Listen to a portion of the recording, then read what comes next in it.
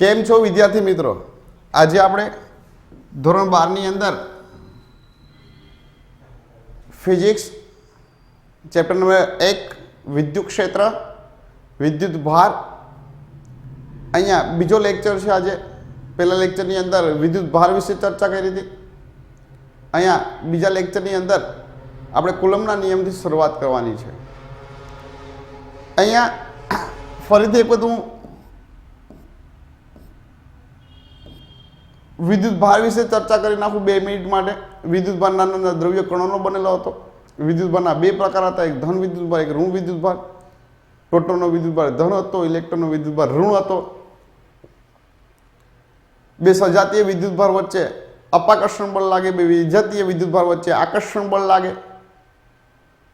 વિદ્યુત ભારનો એકમ કુલમ હતો, નાનામાં નાનો એકમ સ્ટેટ્સી હતો, મોટો એકમ ફેરાડે હતો. વિદ્યુત ભારને ક્યુ વડે દર્શાવવામાં આવતું હતું.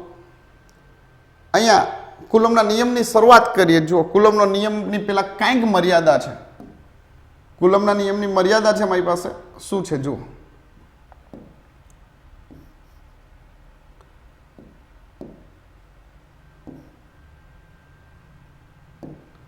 જો કુલમ્બના નિયમની કાંઈક મર્યાદા છે.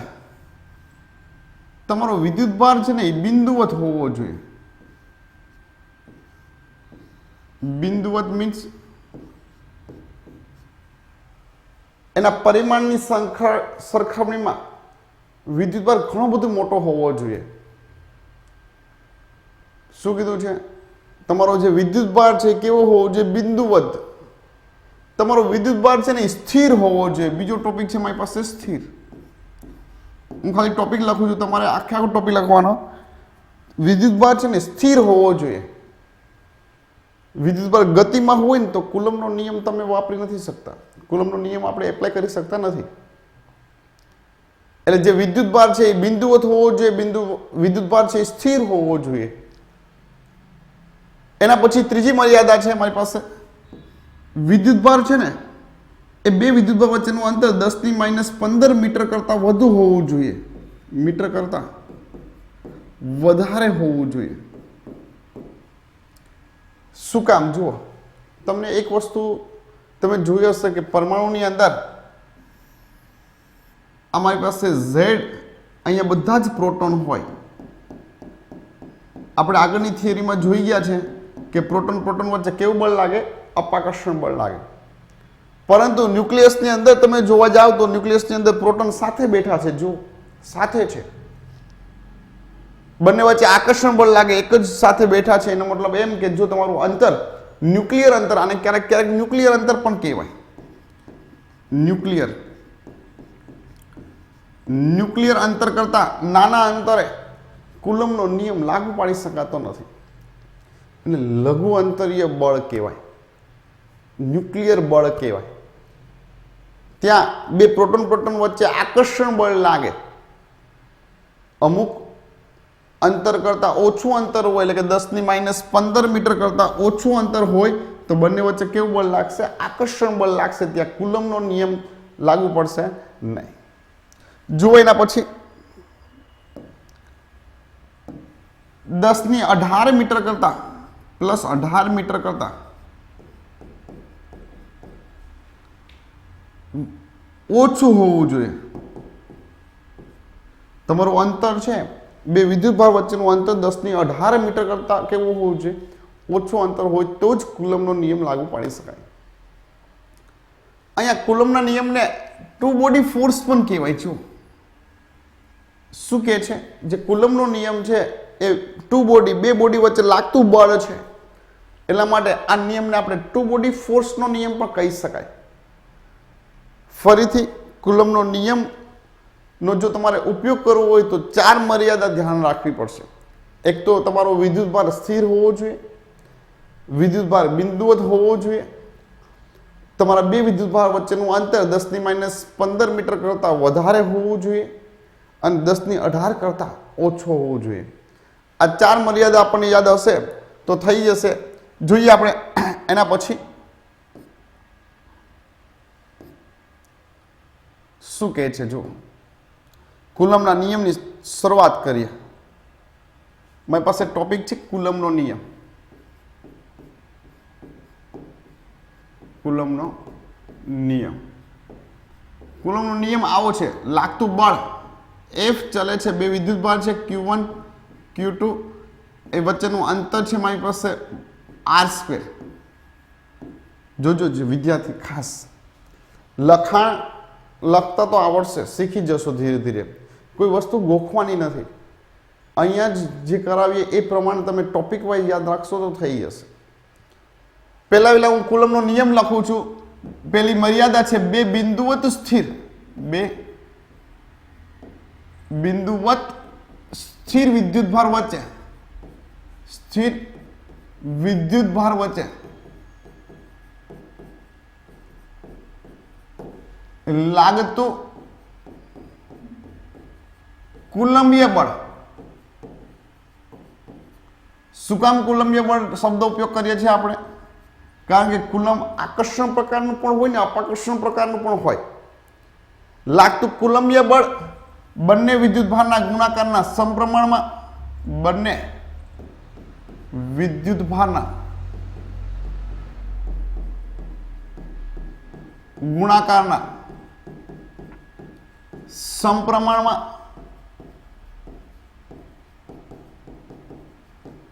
અને તેમની વચ્ચેના અંતરના વર્ગના વ્યસ્ત પ્રમાણમાં હોય.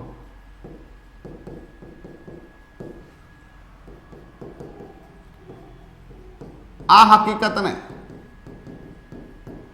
કુલમનો નિયમ કહે છે. કુલમનો નિયમ કહે છે.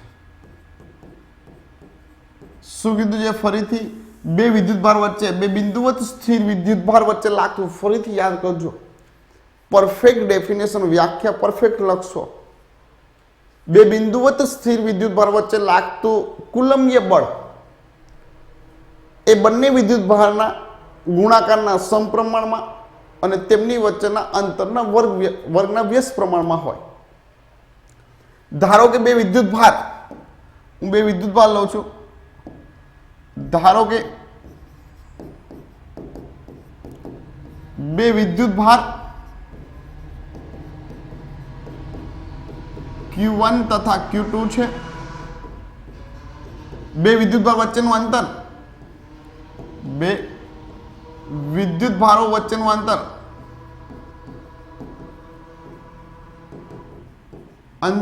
R છે. જો લાગતું બળ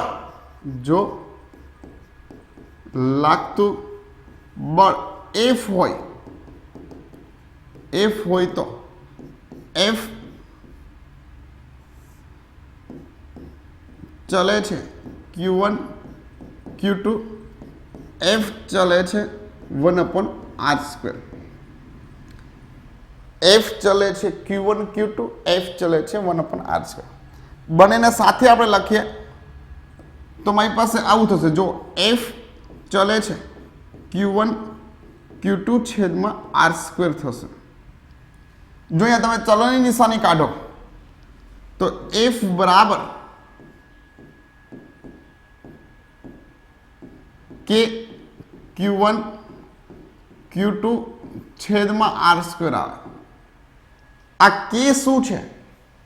કે કુલંબીય અચળાંક અથવા તો સમપ્રમાણતા અચળાંક કહેવાય. કે શું છે? સમપ્રમાણતા અચળાંક. પ્રમાણતા અચળાંક. જો કેનું મૂલ્ય શૂન્યાવકાશની ચર્ચા કરીએ તો કેનું મૂલ્ય શૂન્યાવકાશમાં 9 × 10⁹ છે. એનો એકમ કેવી રીતે મેળવવો એ પણ આપણે જોઈએ. એકમની ચર્ચા કરીએ. અહીંયા આનો એકમ થાય છે ન્યૂટન, અહીંયા કે એમને, આનો એકમ થાય છે કુલમ ઇન્ટુ કુલમ છેદમાં R એટલે કે અંતર શું થશે મારી પાસે? મીટર² થશે.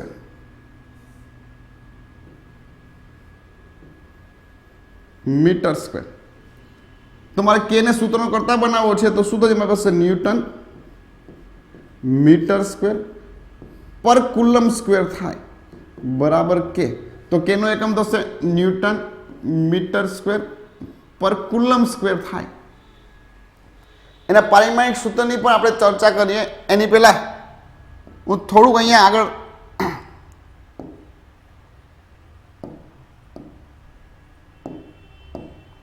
જોઈએ.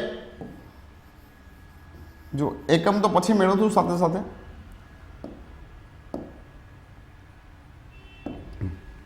જો અહીંયા કે બરાબર 1/4πε0 પણ થાય. કે બરાબર શું થાય 1/4πε0, જ્યાં ε0 ને શૂન્યાવકાશની પરમિટિવિટી કહેવાય. શૂન્યાવકાશની પરમિટિવિટી શું કહેવાય? ε0 ને આપણે શું કહેશું? શૂન્યાવકાશની પરમિટિવિટી. એનું પણ કંઈક વેલ્યુ છે, એ વેલ્યુ તમારે યાદ રાખવી પડશે. 8.85 ગુણ્યા 10⁻12. એનો એકમ પણ આપણે જોવાનો છે. એનો એકમ આના કરતાં ઉલટો થશે, કુલમ સ્ક્વેર પર ન્યૂટન મીટર સ્ક્વેર થશે.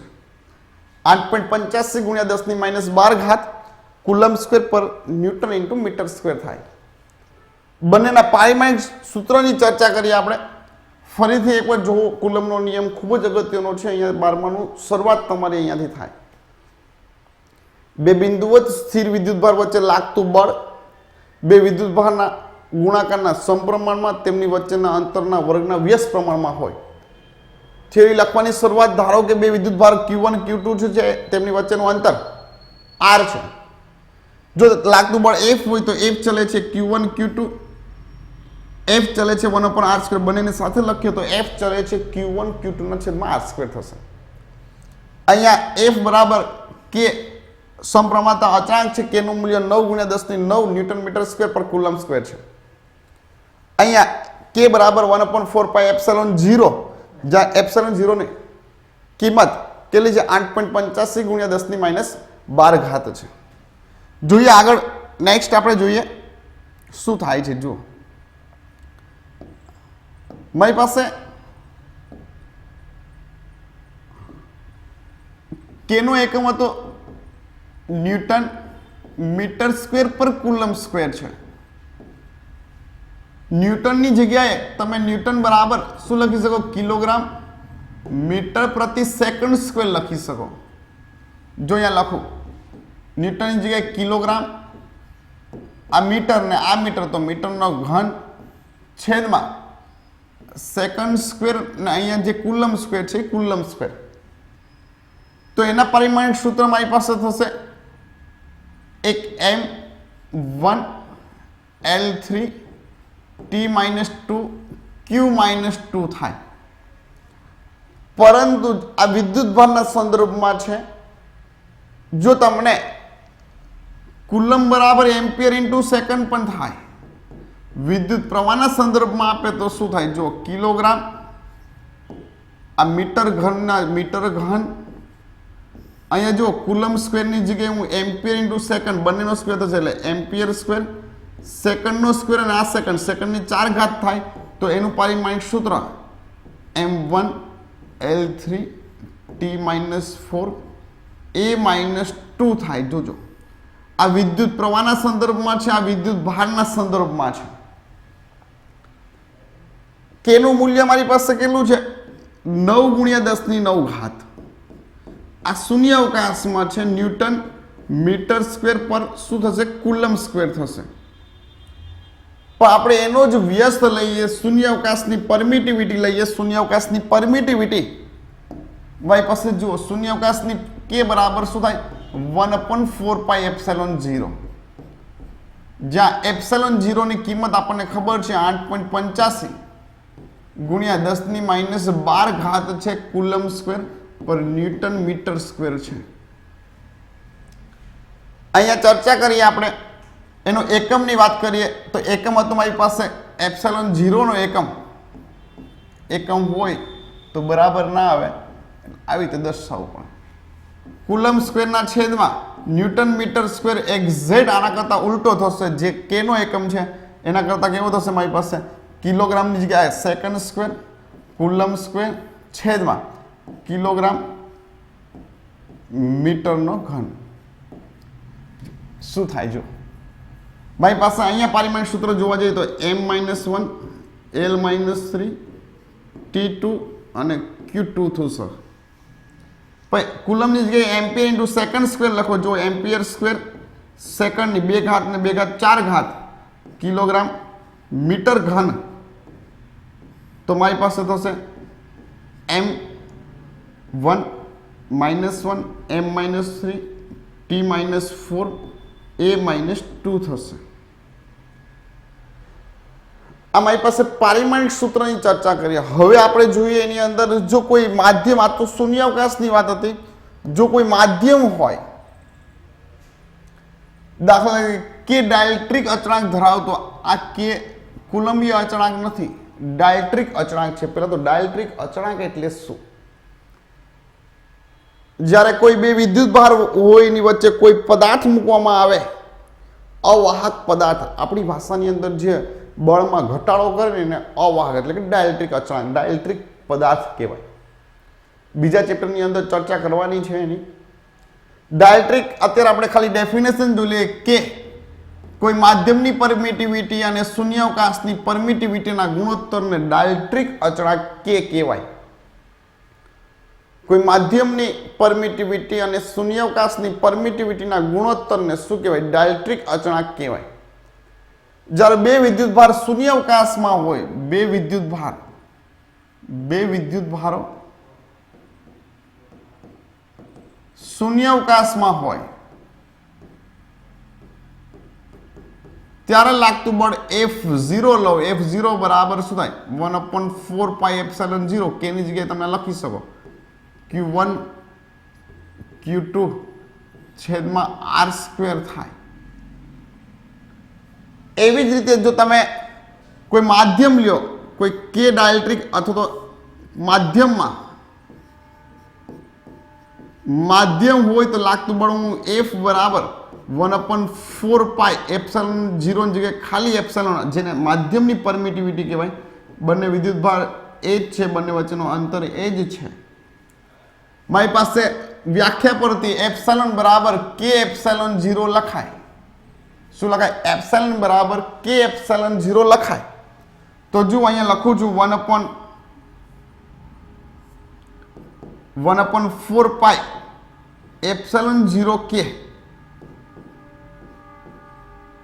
Q1 Q2 છેદમાં R² થાય તો આની જગ્યાએ શું લખી શકાય F0 લખાય છેદમાં કે આમ જો કોઈ કે ડાયલેક્ટ્રિક અચળાંક ધરાવતું માધ્યમનો ઉપયોગ કરવામાં આવે કોઈ કે ડાયલેક્ટ્રિક અચળાંક ધરાવતું માધ્યમનો ઉપયોગ કરવામાં આવે તો તેના પર લાગતું બળ કેમાં ભાગનું થાય ક્યાં ભાગનું થશે કેમાં ભાગનું થશે ક્યારેક ક્યારેક એમસીક્યુની અંદર આ પ્રશ્ન અગત્યના પૂછાય છે અહીંયા સુધી રાખીએ કુલમ્બનો નિયમ પછીના લેક્ચરમાં આપણે જોઈશું